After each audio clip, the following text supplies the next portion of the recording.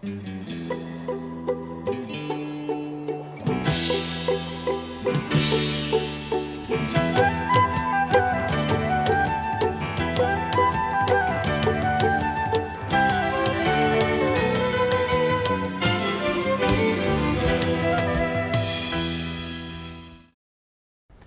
and welcome to our show. It is indisputably more important than ever to promote a better understanding of Israel in this day and age especially. Our guest today is the Chief Executive Officer of the Jewish National Fund, Mr. Russell Robinson, who is leading the JNF in the essential role this organization is playing for over 80 years now in the development and support of the State of Israel. We'll hear his views on current affairs and challenges facing Israel, the Jewish state, following these messages.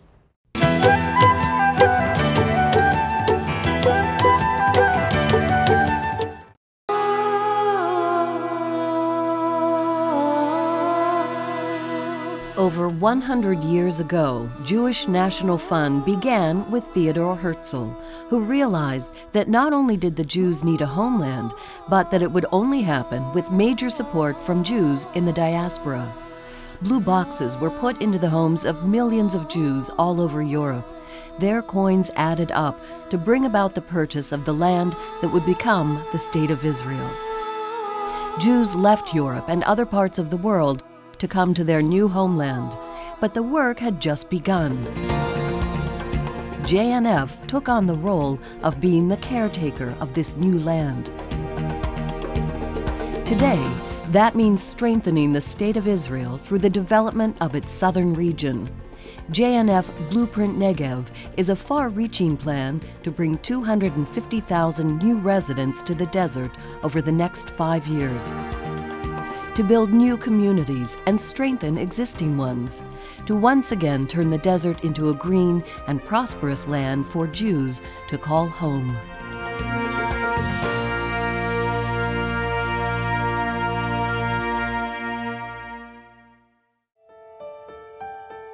The Negev is 60% of the State of Israel.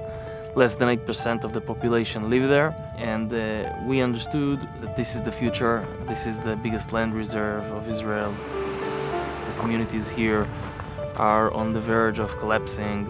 There is no vision. The youngsters, the young families leave the communities and go to the center of Israel. And OFIR and JNF understood that something needs to be done. Yoracham is a cycle of poverty. It, in 1950, established a town made up of refugees of 10,000 people. Today it's a town, in 2006, of 10,000 people.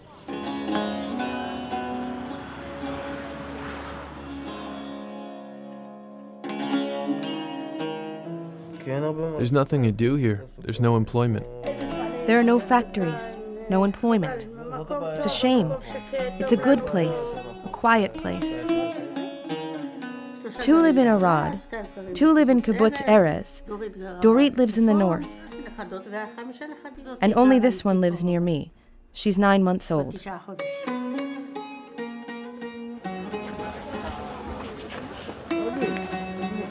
You need to go forward in life. You need to go forward in life, and here everything stops. I think one of the sad realities is that if you provide leadership development programs in a town like Yoracham, if you're successful, they leave. People, they want to look at the opportunities they have in life. And Tel Aviv's an opportunity. Yoracham is a failure. The cycle of poverty can't get itself out with 10,000 people. With 30,000 people, you start having a community that is able to start taking care of itself and dealing with its own issues. So population is an important ingredient for dealing with change in a community. Image is a big issue. You open up some new communities around Yoracham and bring in new young people, the image starts changing. The Blueprint Negev campaign is a long-term vision to bring new life and prosperity to the Negev through strengthening existing communities and establishing new ones in the undeveloped desert. These new communities will bring young people to the area and help reverse the trend of young people moving. The goal is to bring 250,000 people to the Negev in the next 5 years, 500,000 in the next 10.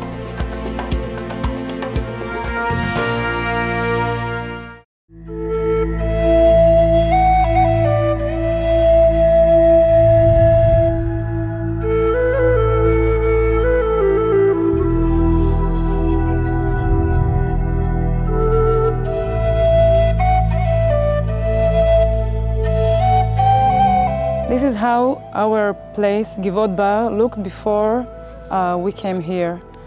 Just Negev. Nothing was here, just all brown. It is very difficult for a family to take the decision to move. Sometimes it's a leap of faith when you come to a place where there is nothing there and they need to vision what's going to be there. What you can see here are temporary houses. When we came here, it was nothing. So after 2 years, this place looks like $1 million. Still all temporary, but we will build our house. We already bought the land. The reason that we came to this beautiful place was the silence and the quality of life that we can achieve here. Especially we came here for the children. First, it was nothing here, and we thought, okay, we must give it a chance. It's a big challenge, and we take it in both of our hands and we just do it.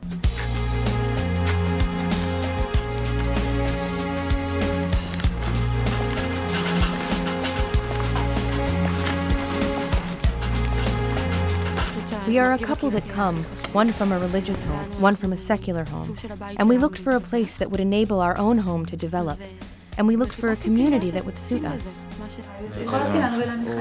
You don't build communities like ours inside Tel Aviv, inside Jerusalem. You don't do that. You build communities like ours in faraway places. Pioneering Zionism might sound a little old-fashioned, but I think going away from the center makes people realize this is where the present and the future are. This is where there's quality of life, space, community. We're even shaping the future borders of the State of Israel. After the ideology, after the great idea of moving to the Negev, people are very practical, and we should give them the answers.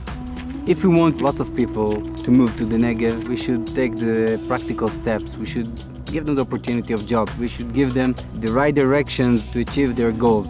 Together with the JNF in the last years, it's not just to bring families and to tell them, you know, one day maybe here in the desert, in the mountains, you can see the forest, something will be here. Together with the JNF, we can show them in advance the parks, we can show them in advance some buildings, we can show them in advance the development.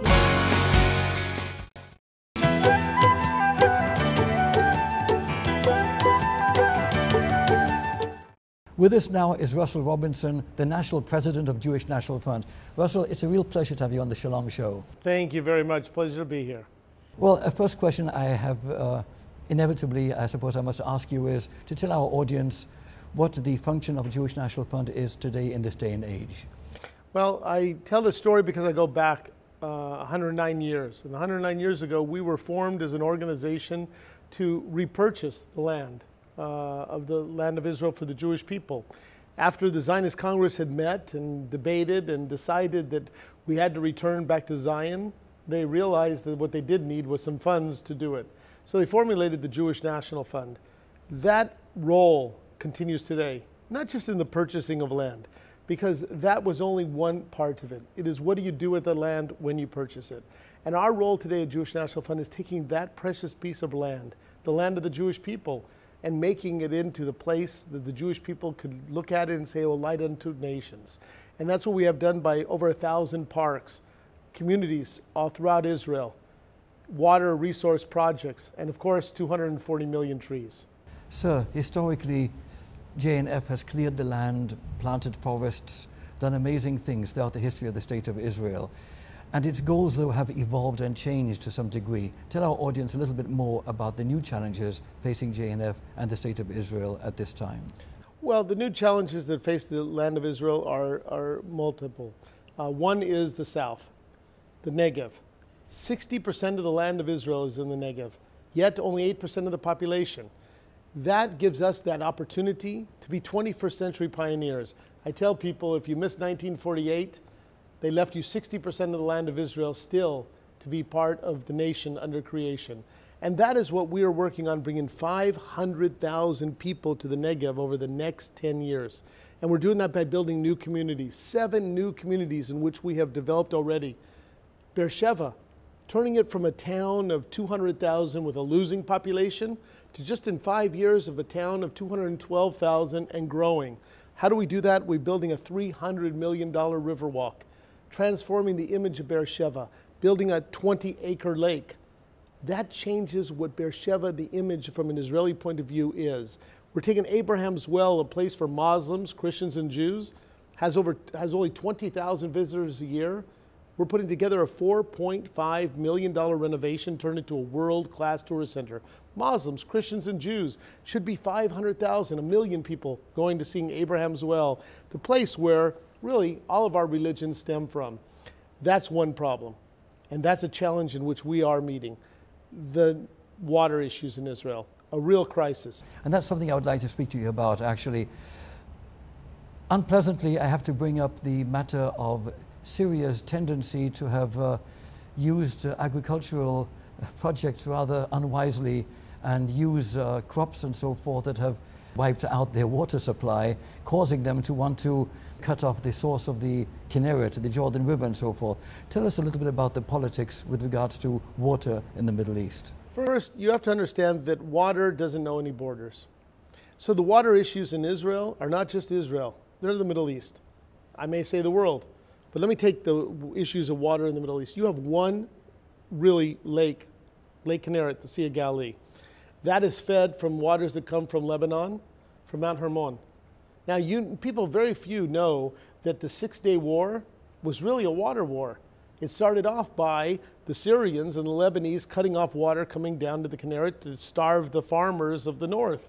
And the water wars is really the Six-Day War. That's how precious the drop of water really is.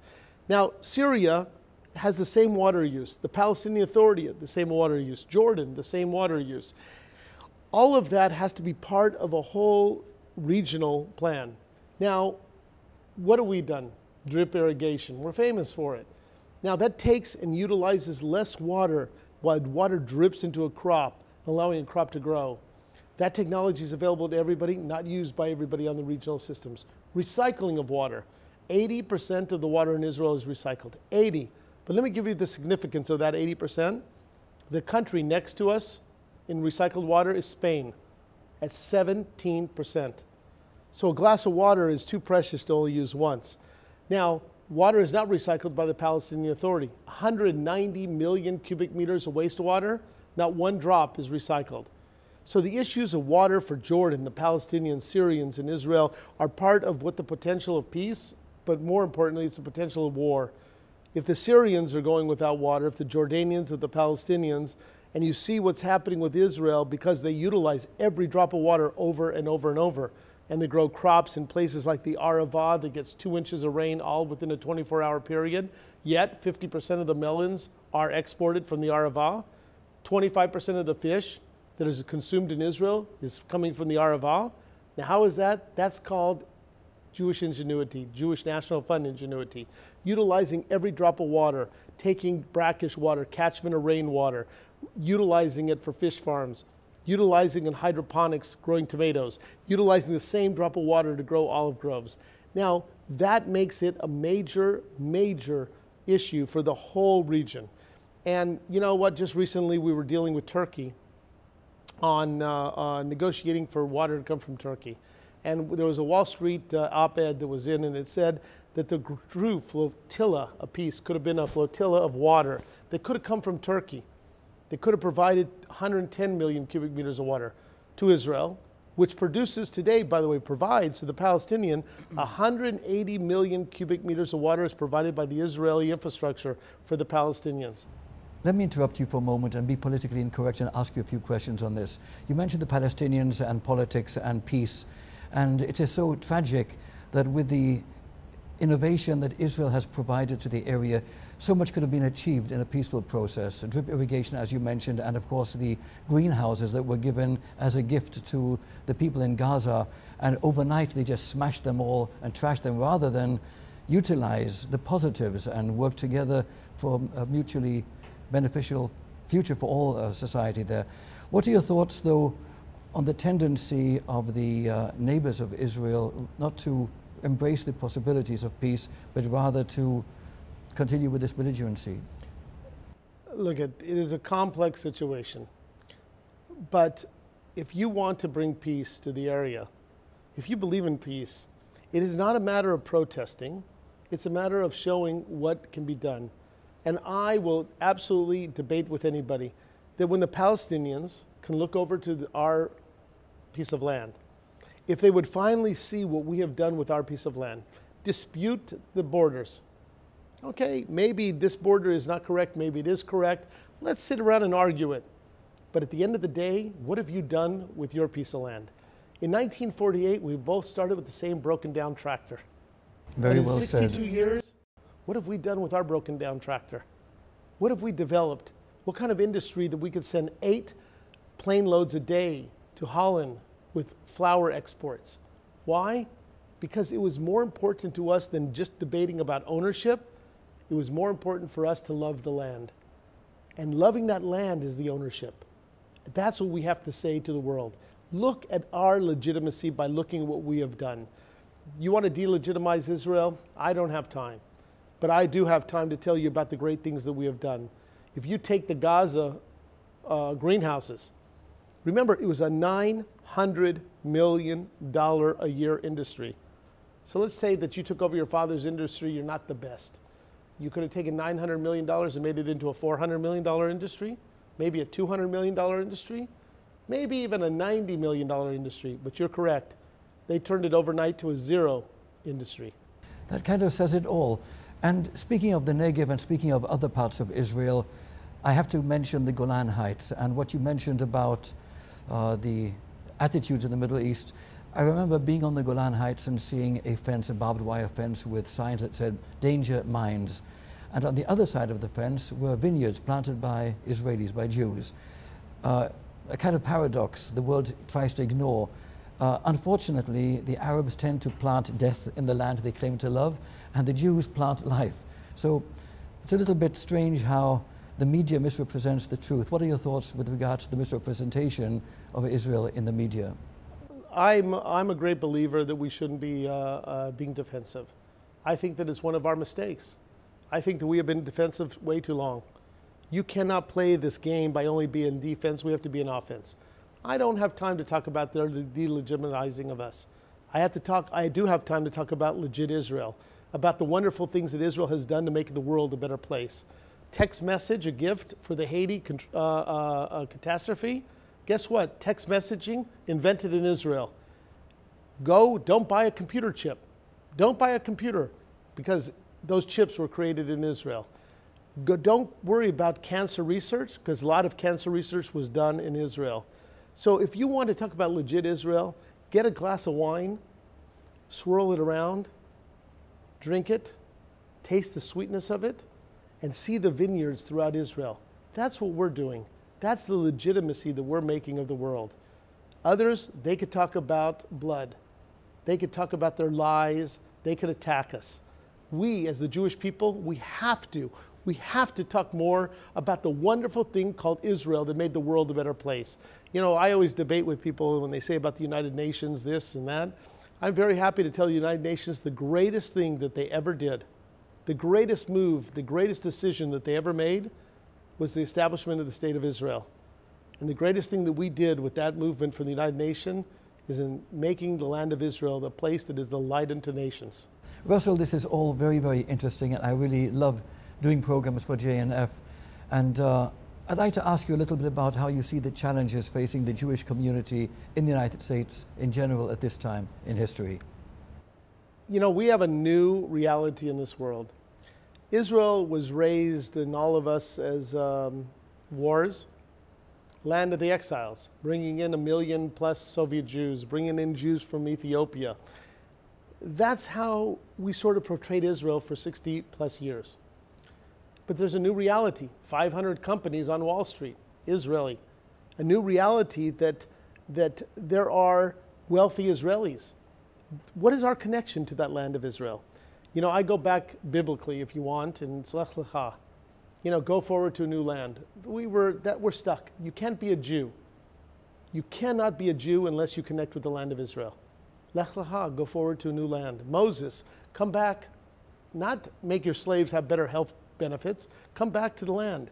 So after all these years that we made all of the, quote, propaganda that we were going to make Israel this great country, it is. So what's our role? And what I see across the United States is young people galvanizing to this new Israeli reality. The opportunity to be a real partner with the people of Israel. When we do a project, we do it together with the government, with the people of Israel. It's 50-50. So your dollar gets to be matched by an Israeli who's putting in a dollar, either through tax or other ways. And I debate anybody. If you don't think the Jewish community is better today than ever before, there's 300 day schools, more Jews speak Hebrew than ever before, more people are going to Israel, tens of thousands of people on birthright. There's a resurgence, a desire to connect to Israel from the Jewish people. We have to quit being negative.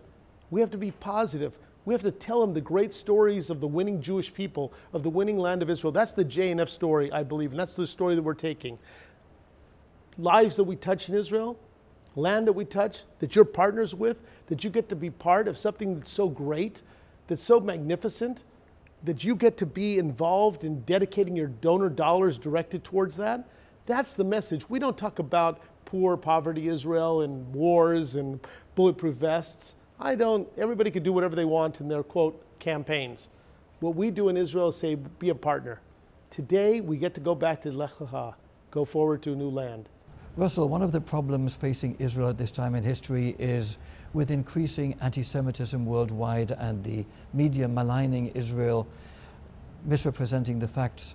There is really a media war. What are your thoughts on the importance of Israel addressing those issues, and also programs like the Shalom Show relentlessly trying to illustrate the positives for Israel? Well, Richard, I'm not going to just talk about the Shalom Show because you're here. I'm going to tell you that it is the kind of message that has to go on. Shalom. Imagine the name itself. Talking about peace, talking about this wonderful, wonderful people called the Jewish people in a land called Israel. Talking about the positiveness and what we have created. That's what the world is really looking for. You know what? We're in a world today that there's so many negatives happening. But to be able to have the Shalom Show and your message, to bring together the issues of life, of making a difference for the world, that's what I think people are looking for, that leadership. You know, sometimes they say that those great leaders are not here. You, Shalom Show, that's the kind of leadership that has to be displayed to the world. The world is a better place. Russell, this has been most interesting. I want to thank you very, very much for being with us on the show. Thank you very much, and thank you very much for having me and other people at JNF and telling our story and your program. And it's really a way to inspire people in this media to be able to see this wonderful Jewish community that we're part of. So thank you. Thank you, sir. I'll be right back.